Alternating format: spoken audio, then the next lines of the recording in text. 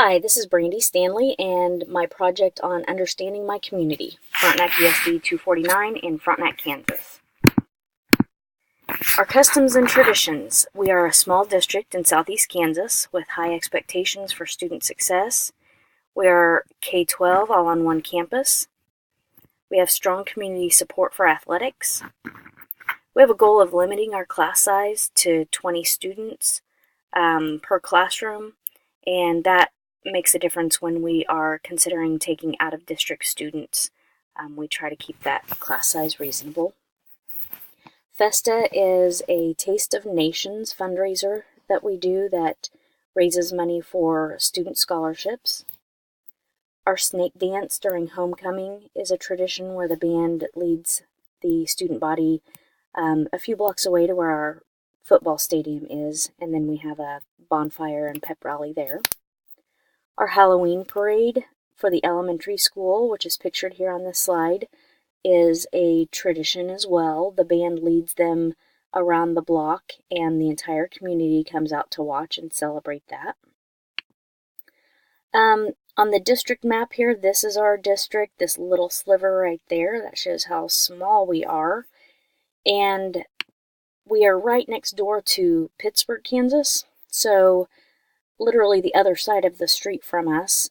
Our population in Frontenac is 3,413, but it's not really indicative of the size of our school necessarily, because we do have about 25% of our students coming in from outside of our district. 936 students attend Frontenac schools right now. About 10% of that population are students with disabilities. Our gender is evenly split between students. Our non-economically disadvantaged students are at about 56.84%, and economically disadvantaged would be about 43%.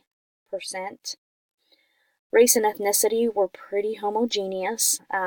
White students make up 91.67% of our population, Hispanic students 2.67%, and other would be 5.66%.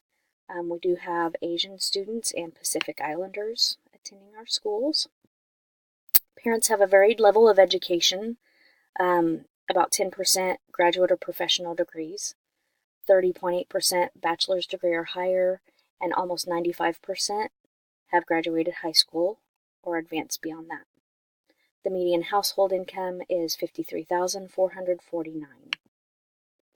Our communication channels, families mostly get their news through television and internet. We send out messages, information through the school website, Twitter and Facebook, school reach messages, and email is the preferred method of communication between faculty members. Our community groups, our student groups include athletic groups, band, choir, theater, other groups such as FCA, technology clubs. Then we have faculty and staff. Our alumni group is a very strong, active group of supporters for our district. Boy Scouts of America. Civic groups in town include Rotary and American Legion. We have faith-based groups, parent groups, and school board. We have a typical structure: superintendent, school board members, principals, counselors play a supportive role there. We don't have assistant principals. Athletic directors, veteran faculty members, and then the Frontenac Education Association. That's a very active group who is involved in fundraising for the school, providing scholarships for actually every senior who graduates Frontenac gets some sort of scholarship if they are going on to any sort of program after high school. So a tech school, four-year college, whatever it is, as long as they have a commitment to attend, then they have a scholarship of some kind. And then influential members in the community, such as business owners. Our community leaders' characteristics: they are interested in the traditions of our district. They're strong financial supporters. They trust the educators to know best practice. and they're somewhat wary of outsiders. We're a pretty close-knit community. Economic conditions. Right now, funding is tight.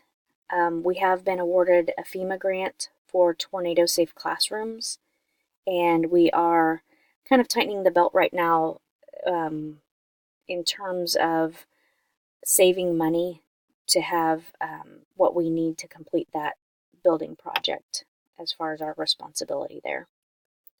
Again, the Frontenac Education Foundation is a major supporter financially, and the parent-teacher organization in the elementary school as well.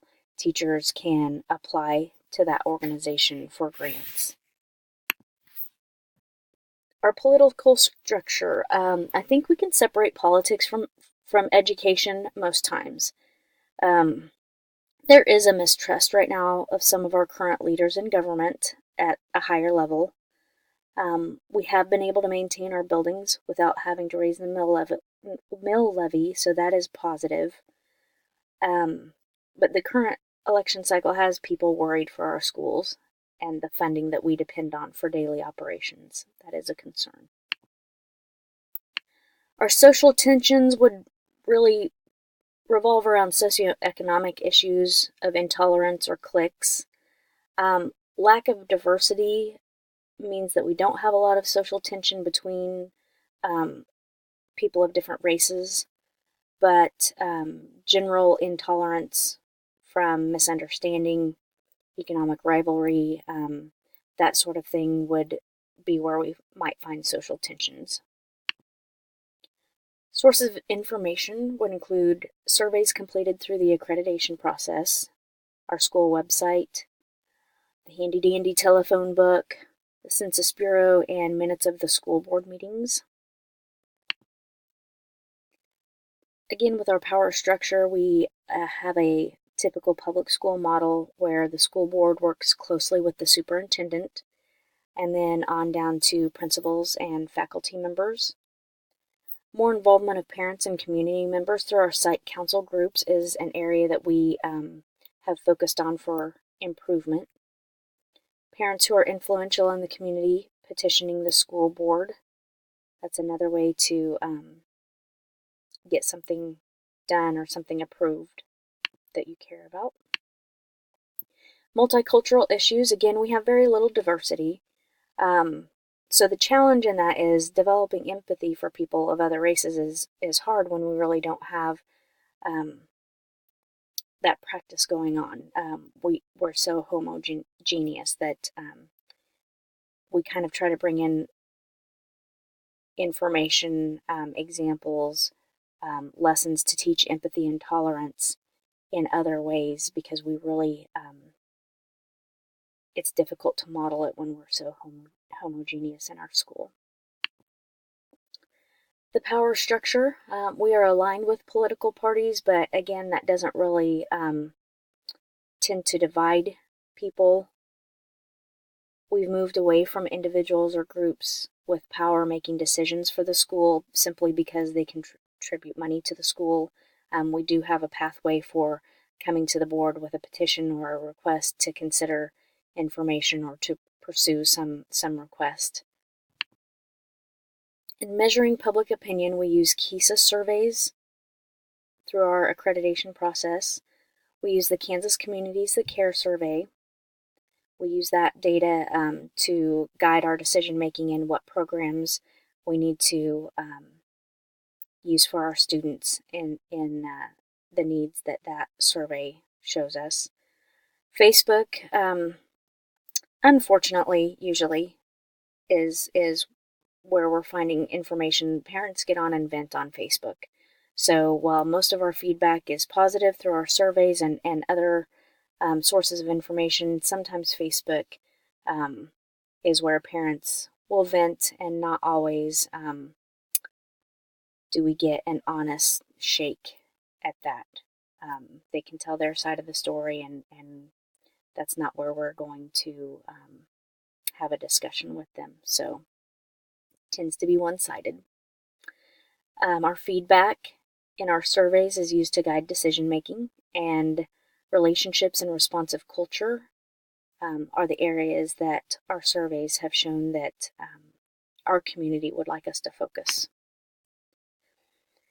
Data collected from our needs surveys in 2016 revealed the areas of communication, collaboration, and the need for stakeholder involvement. And again, we use the site council within our buildings, pulling in parents, pulling in other stakeholders, business owners in the community to be on those councils, and then the district site council as well. And something that was contrary to what we thought before giving the surveys is that we assumed that academics and rigor would be a higher priority based on the number of educated people, educated parents in our community. But we do understand too that if we haven't established the relationships and we don't have a responsive culture, then it's difficult to move to academics being a priority. We have to demonstrate our care for students first. So that is where we're focusing, because that's what our surveys have shown us there's a need. Thank you for viewing my presentation, and I hope you've enjoyed learning about Frontenac, Kansas.